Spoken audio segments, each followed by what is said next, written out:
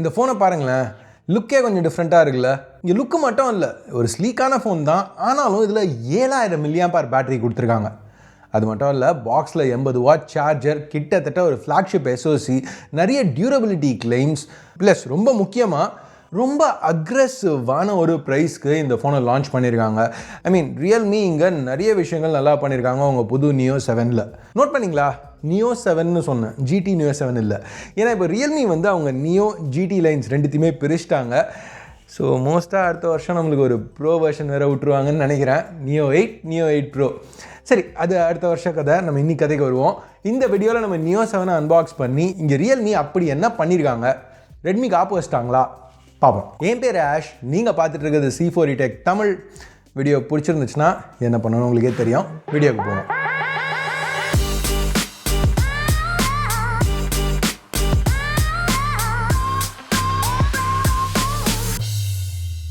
Box ரொம்பவே சிம்பிளாக தான் இருக்குது. பிளெயின் பிளாக், தேவையான லோகோலாம் இன்க்ளூட் பண்ணியிருக்காங்க. இப்போலாம் யூஸ்வலாக நான் வாங்குற மாதிரி 12-56 பேஸ் வேரியன்ட் தான் எதுக்கும் வாங்கியிருக்கேன். அந்த புல் டேப் யூஸ் பண்ணி ப்ரொடெக்டிவ் பிளாஸ்டிக்கை ரிமூவ் பண்ணுவோம். பாக்ஸை ஓப்பன் பண்ணோன்னா நம்ம முதல்ல பார்க்குறது இந்த பிளாக் இன்சர்ட். இதில் ஒரு sim tool, regular reading material, அப்புறம் ஒரு ஒபேக் சாஃப்ட் கேஸ் கொடுத்துருக்காங்க. இப்போ நம்ம Neo 7க்கு வருவோம். ஃபோனோட ப்ரொடெக்டிவ் கவர்லேருந்து ரிமூவ் பண்ணலாம். நான் வாங்கியிருக்கிறது ப்ளூ கலர். இது போக ரியல்மி இந்த ஃபோனை பிளாக் அப்புறம் ஒயிட்டில் ஆஃபர் பண்ணுறாங்க. பட் இந்த ப்ளூ எனக்கு ரொம்ப அட்ராக்டிவாக பட்டுச்சு, எனக்கு ரொம்ப பிடிச்சிருந்துச்சு. இந்த பேக் ஒரு ஆங்கிளில் லைட் ரிஃப்ளெக்ட் பண்ணையில் அந்த பேக் லுக் மாறிட்டே இருந்துச்சு, கொஞ்சம் டிஃப்ரெண்ட்டாக பண்ணியிருக்க மாதிரி பட்டுச்சு. இன்னும் முக்கியமாக பிராண்டிங் நல்லாவே இப்போ மியூட்டடாக அந்த பேக்கோட அப்படியே மிக்ஸ் ஆகிற மாதிரி கொடுத்துருக்காங்க. முன்னாடி சில ஃபோன்ஸில் எப்படி கொடுத்தாங்கன்னு உங்களுக்கே தெரியும். இந்த ஃபோன் மாடல் என்னென்னு உங்களுக்கு ஞாபகம் இருந்துச்சுன்னா கமெண்ட்ஸில் சொல்லுங்கள். இங்கே நம்ம நோட் பண்ண வேண்டிய ஒரு விஷயம், பேக்கும் சரி சைடில் இருக்கிற ஃப்ரேமும் சரி ரெண்டுமே பிளாஸ்டிக் தான். மேட் ஃபினிஷ் கொடுத்துருக்காங்க ஆன்டி ஃபிங்கர் பிரிண்ட் கோட்டிங்கோட. ஸோ ஓரளவுக்கு ஃபிங்கர் பிரிண்ட் ரெசிஸ்டண்ட்டாக இருக்குது. ஸ்மட்ஜஸ் பிக்கப் ஆச்சு. அக்ரெசிவான ப்ரைஸ்னு சொன்னோம்ல, இதெல்லாம் அந்த அக்ரெசிவ் ப்ரைஸ்னால வர காம்ப்ரமைசஸ். இது மட்டும் இல்லை, இன்னமும் காம்ப்ரமைசஸ் இருக்குது.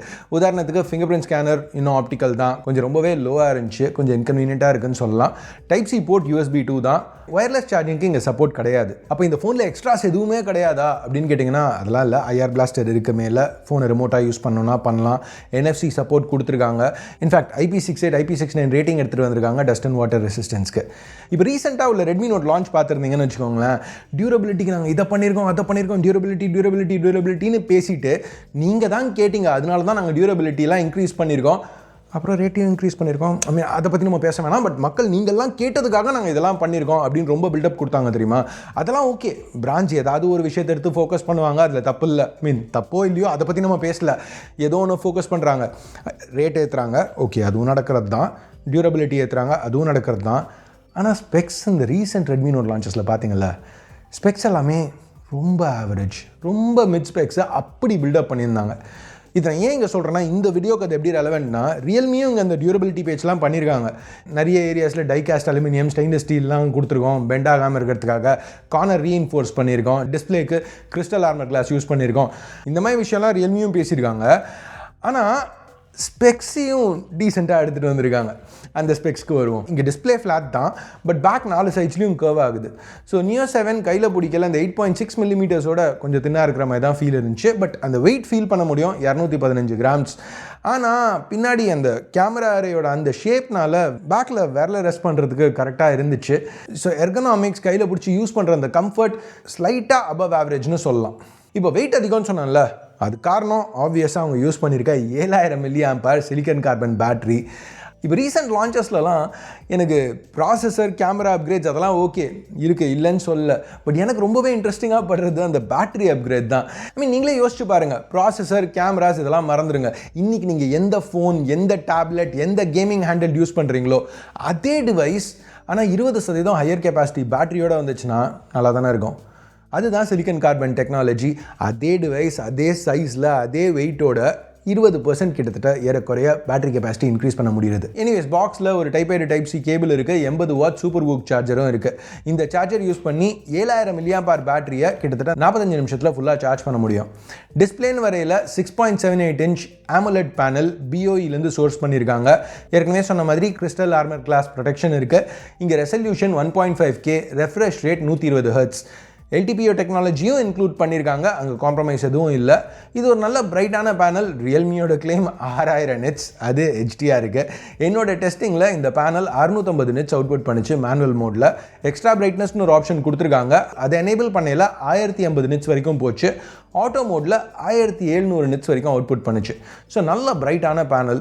மற்றபடி உங்களுக்கு OLED ஃப்ளிக்கருக்கு சென்சிட்டிவிட்டி இருந்துச்சுன்னா 2160 Hz PWM டிம்மிங் இருக்குது. அது போக டிசி மாதிரி டிம்மிங்க்கு ஸ்விட்ச் பண்ணிக்கிறதுக்கு ஒரு ஆப்ஷன் கொடுத்துருக்காங்க. ஸோ ஓவரால் அவங்க யூஸ் பண்ணியிருக்கிறது ஒரு நல்ல தரமான டிஸ்பிளே.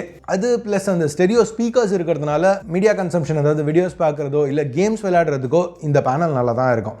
இப்போ கேமிங் பற்றி பேசையில் இந்த Neo 7ல் ரியல்மி மீடியாடெக்கோட போன வருஷம் ஃப்ளாக்ஷிப் சிப் Dimensity 9300+ யூஸ் பண்ணியிருக்காங்க. கேட்க நல்லா தான் இருக்குது, ஆனால் இங்கே தான் கொஞ்சம் சொதப்பல். இருங்க எக்ஸ்பிளைன் பண்ணுறேன். இப்போ Dimensity 9300+ ரொம்பவே ஒரு ஸ்ட்ராங்கான சிப். இப்போ ஒரு சில மாதம் முன்னாடி தான் Dimensity 9400 லான்ச் பண்ணாங்க. அது வரைக்கும் இந்த 9300+ தான் மீடியாடெக்கோட ஃப்ளாக்ஷிப் சிப்பாக இருந்துச்சு. ஸோ பெர்ஃபார்மன்ஸ், நல்ல பெர்ஃபார்மன்ஸுங்கிறது நம்மளுக்கு தெரியும். இப்போ கூலிங்னு வரையிலையும் இந்த Neo 7ல் பிரச்சனை எதுவும் இல்லை. 40-42 டிகிரி தான் போச்சு. என்னோட டெஸ்டிங்கில் வீடியோ ரெக்கார்ட் பண்ணலையோ சரி, இல்லை கேம்ஸ் விளையாடலையோ சரி, ஹீட்டிங் பிரச்சனையே இல்லை. இங்கே ரியல்மி என்ன பண்ணியிருக்காங்கங்கிறது பிரச்சனை இல்லை, எப்படி பண்ணியிருக்காங்கங்கிறது தான் பிரச்சனை. இங்கே அந்த 9300+-ஐ ரொம்ப அக்ரெசிவாக த்ராட்டில் பண்ணியிருக்காங்க. பாருங்களேன், இந்த 20 நிமிஷம் ஸ்ட்ரெஸ் டெஸ்ட் பண்ணையில் கிட்டத்தட்ட 70% பெர்ஃபார்மன்ஸ் ட்ராப் ஆகிருக்கு. GT மோட ஆன் பண்ணியா அப்படின்னு நீங்கள் கேட்குறதுக்கு முன்னாடி ஆன் பண்ணியும் ரன் பண்ணி பார்த்தேன், ரிசல்ட் பெருசாக மாறல. இந்த லெவல் ட்ராப் கேமிங் ப்ரையாரிட்டின்னு பார்க்குறவங்கள கண்டிப்பாக பாதிக்க தான் செய்யும். பட் இங்கே நல்ல விஷயம் என்னென்னா ஹீட் அதிகமாக இல்லை. ஸோ தெர்மல் ஹெட்ரூம்னு சொல்லுவோம், அதாவது கொஞ்சம் ஹீட்டை புஷ் பண்ணி த்ராட்லிங்கை ரெடியூஸ் பண்ணுறது. வேணும்னா ரியல்மி அதை பண்ண முடியும், ஒரே அப்டேட்டில் பண்ண முடியும். பட் பண்ணுவாங்களா? பண்ணாங்கன்னா நல்லாயிருக்கும், அவ்வளோதான் நான் சொல்ல முடியும். ஓகே, இங்கே இந்த 9300+ கூட 12 இல்லை 16 GB LPDDR5X ரேமும் 256 512 GB இல்லை 1 TB வரைக்கும் UFS 4.0 ஸ்டோரேஜும் ஆஃபர் பண்ணுறாங்க. டே டு டே யூஸ்க்கு எந்த பிரச்சனையும் இல்லை, எல்லாமே ஃபாஸ்ட்டாக ஸ்னாப்பியாக இருந்துச்சு. இது ரியல்மி UI 6 Android 15 மேலே பில்ட் பண்ண வெர்ஷன். பட் இந்த பாயிண்டில் ரியல்மி UIக்கும் ColorOSக்கும் பெருசாக வித்தியாசம் எதுவும் இல்லை. ஓகே, அடுத்து கேமராஸ். ரொம்ப சிம்பிளான டியூவல் கேமரா செட்டப் கொடுத்துருக்காங்க. Primary 50 megapixel Sony IMX882. இது ஒரு f1.88 லென்ஸோட பேரா இருக்குது. இதில் OIS இருக்குது.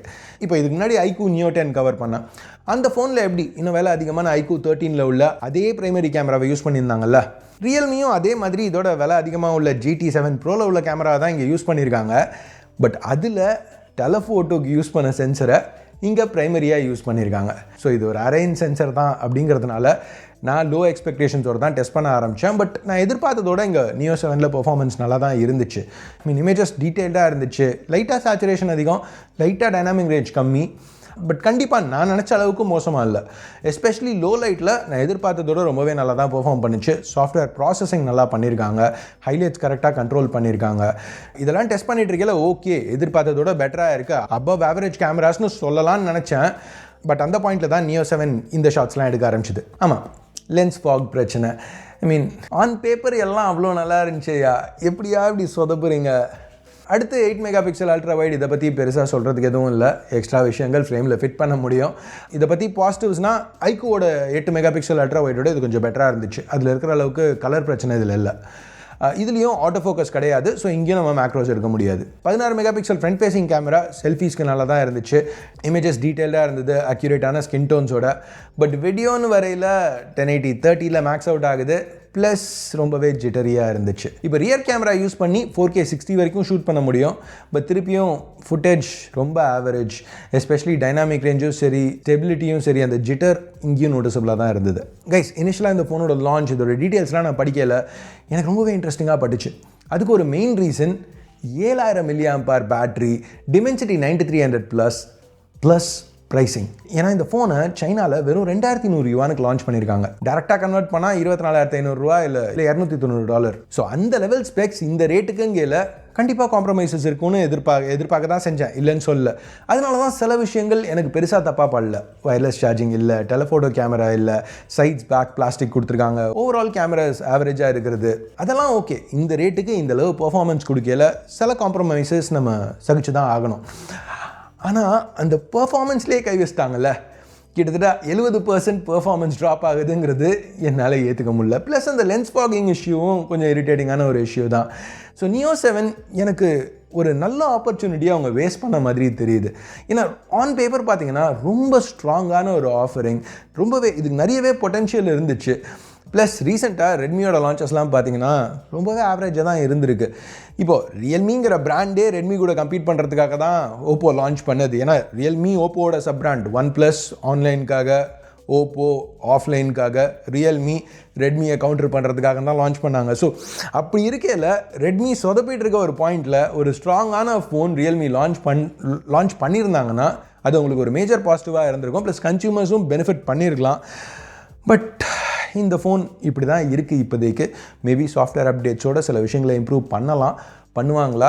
ஏற்கனவே சொன்ன மாதிரி நான் சொல்ல முடியாது, ரியல்மி தான் சொல்லணும். எனிவேஸ் கைஸ், இதுதான் இந்த ரியல்மி Neo 7 பற்றி நீங்கள் தெரிஞ்சுக்க வேண்டிய விஷயங்கள். இந்த ஃபோனை பற்றி நீங்கள் என்ன நினைக்கிறீங்க? ரியல்மி இதெல்லாம் ஃபிக்ஸ் பண்ணுவாங்கன்னு நினைக்கிறீங்களா? கீழே கமெண்ட்ஸில் சொல்லுங்கள். வீடியோ பார்த்ததுக்கு நன்றி. Ash out.